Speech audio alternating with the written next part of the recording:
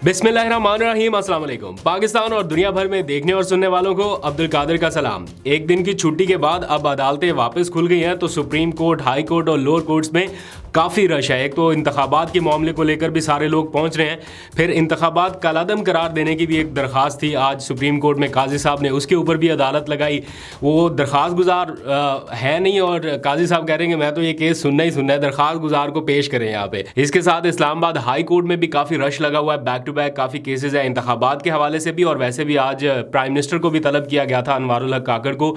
वो दूसरी मरतबा पेश नहीं हुए, अब उन्हें आखिरी एक और मौका दिया गया है। लेकिन इससे पहले बहुत ही सख्त रिमार्क्स अदालत की तरफ से सामने आए हैं, वो भी अभी आपको बताता हूँ। लेकिन थोड़ा सा वापस चलते हैं गुज़िश्ता रात जब मैंने व्लॉग अपलोड किया उसमें मैंने कुछ हिंट्स दे दिए थे, और उसके बाद देर रात तक पीटीआई की कुछ अहम मुलाकातें जो है वो इस्लामाबाद में जारी रहीं। और ये मुलाकातें हुई हैं मुत्तहिदा मजलिस वहदतुल मुस्लिमीन के सरबराह के साथ और सुन्नी इत्तेहाद कौंसिल के सरबराह के साथ, यानी दोनों जो मजहबी जमातें हैं उनके सरबराहान को साथ बिठा के पीटीआई ने मुलाकातें की हैं। ये इट्सेल्फ, मैं कहता हूँ पॉलिटिक्स को एक साइड पर छोड़ दे, ये इस तरह से दोनों फरीकैन को साथ बिठा लेना, ये इट्सेल्फ एक बहुत ही ज़बरदस्त जेस्चर है पाकिस्तान की सियासत के एतबार से देखा जाए तब भी, या वैसे ग्राउंड रियलिटीज़ के एतबार से देखा जाए तब भी। तो दो बड़ी ताकतें जो है, जो सियासी प्लस मजहबी ताकतें हैं, वो पाकिस्तान तहरीक इंसाफ के साथ डट के खड़ी हुई हैं।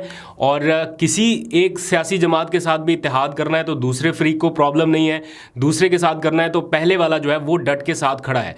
तो ऐसे में जब सारे लोग छोड़ छाड़ कर गए या बड़ा मुश्किल वक्त आया, तो इन दो जमातों ने जिस तरह से साथ दिया, तो पीटीआई ने भी पूरी कोशिश की है कि कोई भी डिसीजन लेने से पहले, कोई भी अनाउंसमेंट करने से पहले इन दोनों फरीकैन को साथ बिठाया जाए। तो जैसे मैं आपको बताता हूँ ना कि जो पीटीआई की रूपोश की आदत है वो वक्फे से अब सामने आ रही है। कल हमने देखा उमर अयूब सामने आया, अभी मैंने आपको उनकी प्रेस कॉन्फ्रेंस अभी इसी व्लॉग के दौरान ही सुनानी है, बड़ी इंपॉर्टेंट उन्होंने बातें की थी, वो रिकॉर्डिंग मैंने कर ली थी लेकिन मैं गुज़िश्ता रात इंक्लूड नहीं कर सका, तो अभी इस व्लॉग के अगले हिस्से में आप वो सुन लीजिएगा। प्लस ये जो सुन्नी इत्तेहाद कौंसिल के सरबराह हैं साहिबजादा हामिद रज़ा, उनके ऊपर बड़ा कड़ा और मुश्किल वक्त रहा, वो भी रूपोश रहे काफ़ी अरसा, और अब वो भी मंजर आम पर आ गए, आके उन्होंने मुलाकातें करना शुरू कर दी हैं। मुश्किल वक्त देखने के बावजूद वो खड़े हैं, साथ खड़े हैं, और अब से कुछ देर बाद ये तमाम फरीकैन मिल के इस्लामाबाद में एक अहम प्रेस कॉन्फ्रेंस करने जा रहे हैं, जिसमें बाज़ाब्ता ऐलान किया जाएगा कि वो कौन सी जमात होगी जिसके साथ पीटीआई इत्तेहाद करेगी। एक तरफ सुन्नी इत्तेहाद कौंसिल है, एक तरफ MWM है। मेरे ख्याल में दोनों जमातों को ही साथ रखना चाहिए ताकि एक यूनिटी का जो मैसेज है वो भी बड़े ज़बरदस्त अंदाज से जाए। लेकिन ऑब्वियसली किसी एक जमात के साथ इत्तेहाद करना पड़ेगा, देखते हैं शायद किसी सूबे में दूसरी जमात को भी मौका दिया जाए, बट ओवरऑल ऐसा लग रहा है कि सुन्नी इत्तेहाद कौंसिल के साथ इत्तेहाद हो रहा है, लेकिन जो MWM की जमात है उसको ऑन बोर्ड किया गया है, या उनकी मुशावरत से और रजामंदी से ये सारा कुछ हो रहा है। ऐसा नहीं कि किसी एक फरीक को नाराज़ किया जा रहा है। तो ये मैं बात कर रहा था जो मुश्किल वक्त में खड़े हुए, लेकिन जो मुश्किल वक्त में भागे, अब उनको आहिस्ता आहिस्ता वो हो रहा है कि हमने गलत फैसला कर लिया, हमारा ज़मीर जो है वो मलामत कर रहा है, पता नहीं हमने ये फैसले दिमाग से किए, दिल से नहीं किए, समथिंग लाइक दैट। तो अब बहुत सारे लोग देख रहे हैं ना कि पाकिस्तान तहरीक इंसाफ तो बिल्कुल, जिनको ये वहम था कि हम चले जाएंगे तो पीटीआई टूट जाएगी, वो बेचारे अपनी जमातें बना के भी फारिग हो गए, उनको अपनी जमातों से भी इस्तीफ़ा देना पड़ गया। तो ये हालात है। तो और जो पीटीआई के और बड़े करीबी इमरान खान के समझे जाते थे वो भी अब अफसुर्दगी का इजहार कर रहे हैं कि बड़ा गलत डिसीजन हो गया, बट उनके लिए अब दरवाजे बंद हैं पीटीआई के, और मुझे नहीं लगता कि पीटीआई ऐसे लोगों को लेगी जो मुश्किल हालात में छोड़ के गए, क्योंकि एक ऐसी ब्रीड पीटीआई के पास आ चुकी है जो इन कठिन हालात में साथ रहे। अच्छा जी, अब आ जाइए ज़रा मैं आपको सुप्रीम कोर्ट की सिचुएशन बता दूँ। काजी फायज़ ईसा साहब ने आज अदालत लगाई। केस था इंतखाबात में धांधली के हवाले से, और ब्रिगेडियर रिटायर्ड है अली खान, उन्होंने ये दरख्वास्त दायर की थी कि 8 फरवरी के इंतखाबात जो हैं वो रिग्ड थे, उनमें शफाफियत नहीं थी, लिहाजा इंतखाबात को कलअदम करार दे दिया जाए और अज़-सर-ए-नौ इंतखाबात कराए जाए। तो आज काजी साहब ने जब अदालत लगाई तो पता चला कि ब्रिगेडियर रिटायर्ड अली खान साहब ने ये दरख्वास्त वापस ले ली है। तो काजी साहब कह रहे कि ये कैसे हो सकता है कि हम सुनने के लिए बैठे हैं और दरख्वास्त गुजार है नहीं, نہیں. انہوں نے پوچھا کہاں ہے درخواست گزار, تو وہ بولے عدالت میں تو نہیں ہے, انہوں نے تو درخواست ہی واپس لے لی ہے.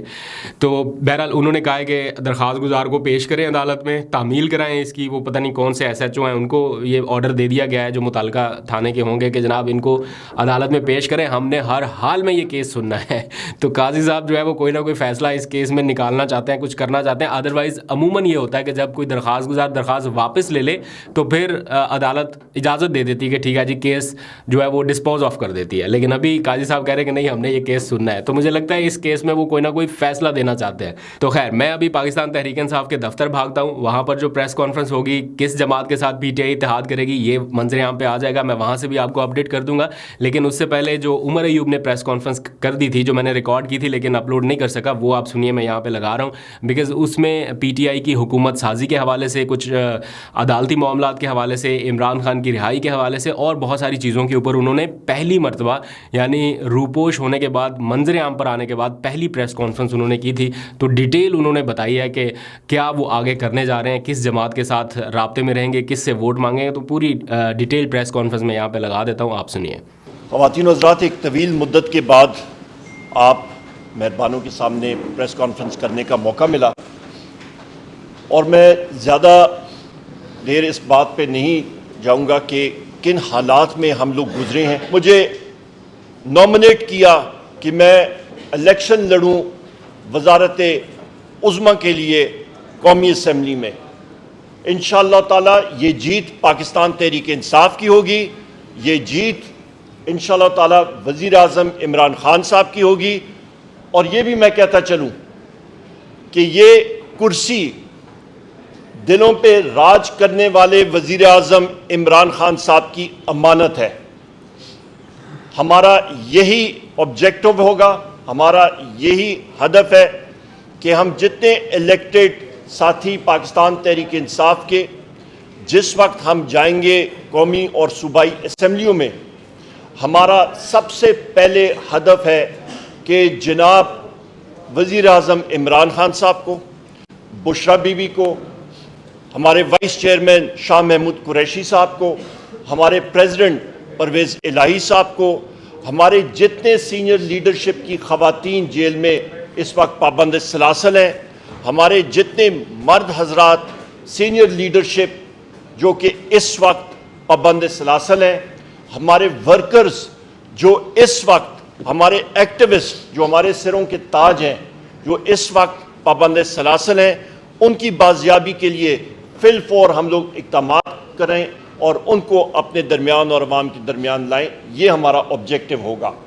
خواتین و حضرات, اس بات کو آگے لے جاتے ہوئے یہاں پہ اس وقت میں بات کروں گا کہ پاکستان تحریک انصاف کا, جس طرح کہ ہمارے پارٹی کے چیئرمین بیرسٹر گور صاحب نے بھی کہا کہ 180 سیٹیں ہیں ہماری, اور ہماری ڈیمانڈ ہے کہ فی الفور سب کی سب 180 سیٹوں کے ہمارے امیدواران کو ریٹرنڈ کینڈیڈیٹ ڈکلیئر کیا جائے اور ان کی نوٹیفیکیشن جاری کی جائے.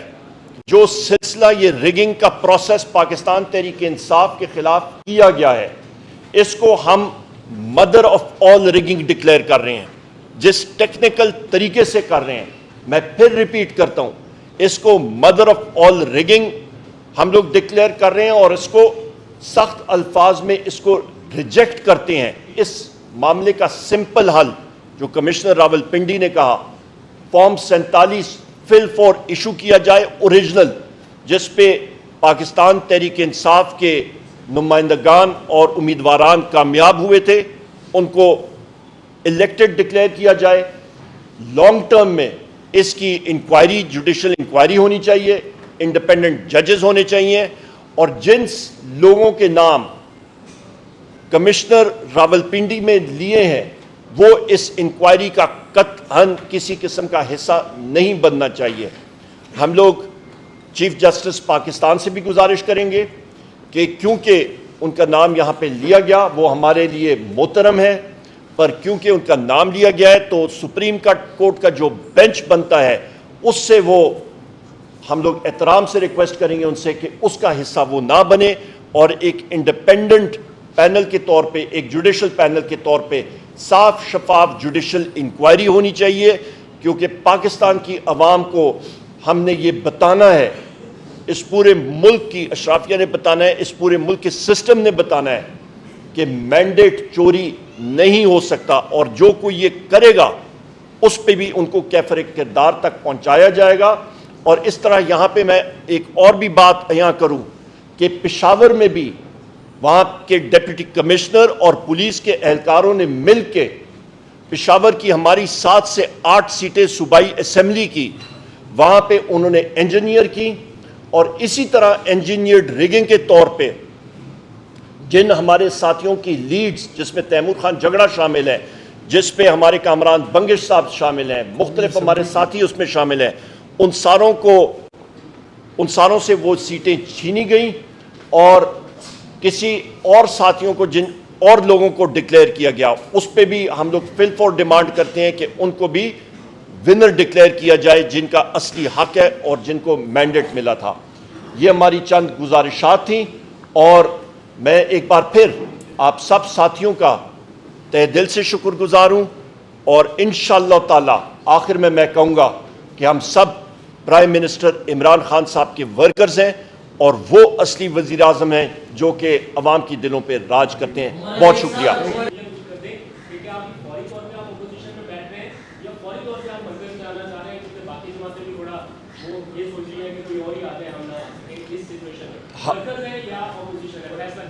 بہت کلیئر, میں نے اپنی پریس ٹاک جس وقت شروع کی تھی میں نے یہ بات کہی تھی, اور یہاں پہ ہمارے چیئرمین بھی ہیں, ہم سارے یہاں پہ ذمہ داران بیٹھے ہیں کہ پاکستان تحریک انصاف مرکز میں اور صوبوں میں انشاءاللہ تعالی حکومت بنانی جا رہی ہے. ہمارے پاس نمبرز ہیں اور ہم لوگ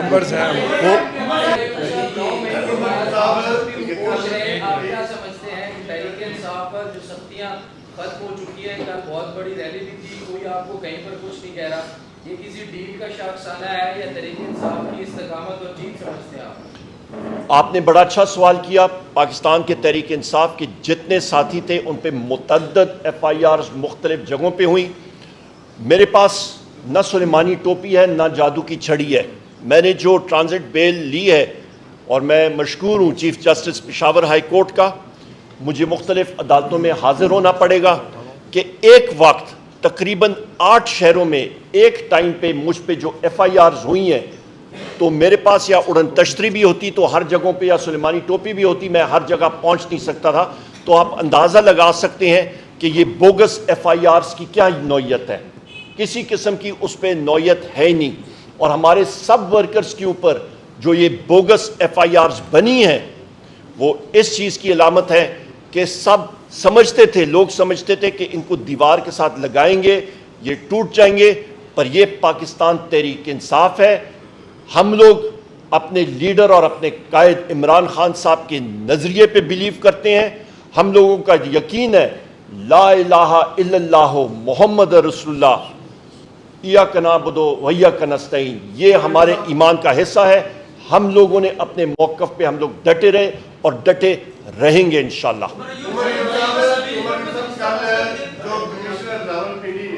لیاقت علی چٹھا نے جو کچا چٹھا کھولا ہے اور اس نے مطالبہ کیا ہے کہ میرے ساتھ چیف الیکشن کمشنر اور چیف جسٹس آف پاکستان کو بھی پھانسی دی جائے تاکہ وہ, کیونکہ وہ اس میں ملوث تھے. سوال یہ ہے کہ اگر مطالبہ ہوتا ہے جسٹس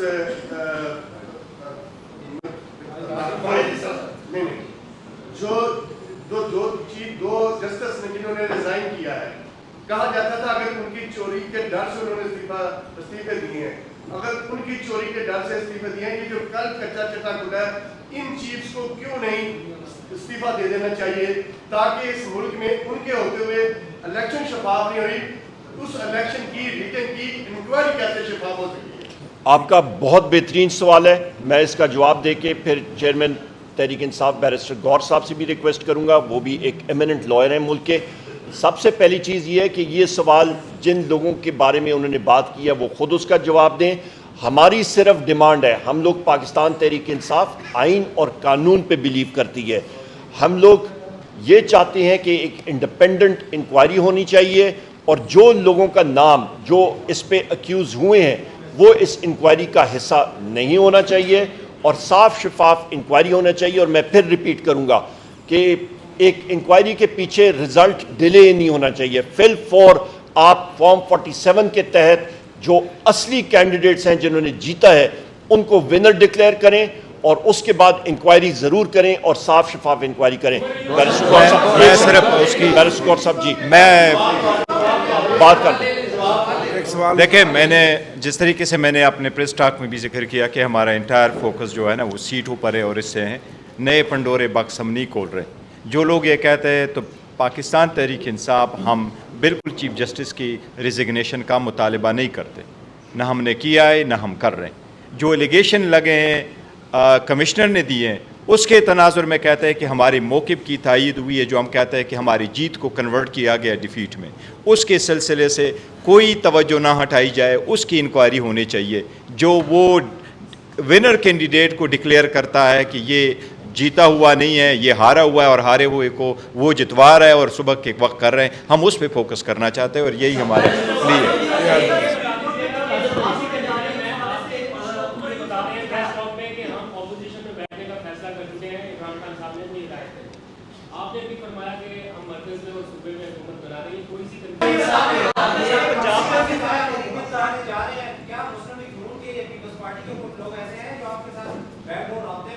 نہیں، اس وقت نہیں ہے.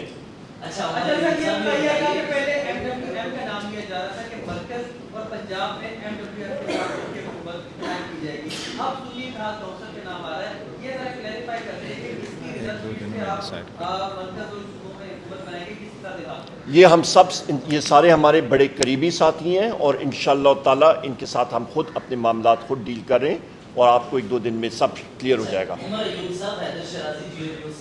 نے آیات کی تلاوت کی اور ٹروتھ اینڈ ریکنسیلیشن کا ذکر بھی کرتے ہیں. آپ آیات کی تلاوت کے ساتھ آپ نے تحریک عدم اعتماد کو آرمی چیف کے ساتھ جوڑا اور آپ کے بانی قائد DGI کا بھی نام لیتے ہیں.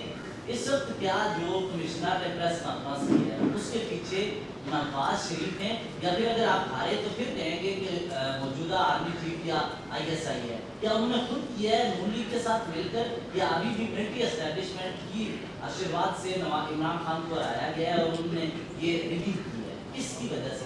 بڑا اچھا سوال ہے آپ کا جناب. آپ یہ پوچھیں، یہ سوال پوچھے گا جی آپ ضرور لیاقت چٹھا صاحب سے، کیونکہ انہوں نے یہ چیز یہاں کی ہے. ہمیں یہ معلوم ہے کہ فارم 45 ہمارے پاس موجود ہیں اور دوسری چیز یہ ہے کہ ان فارم 45 کے اوپر ہمارا فارم 47 ہونا چاہیے.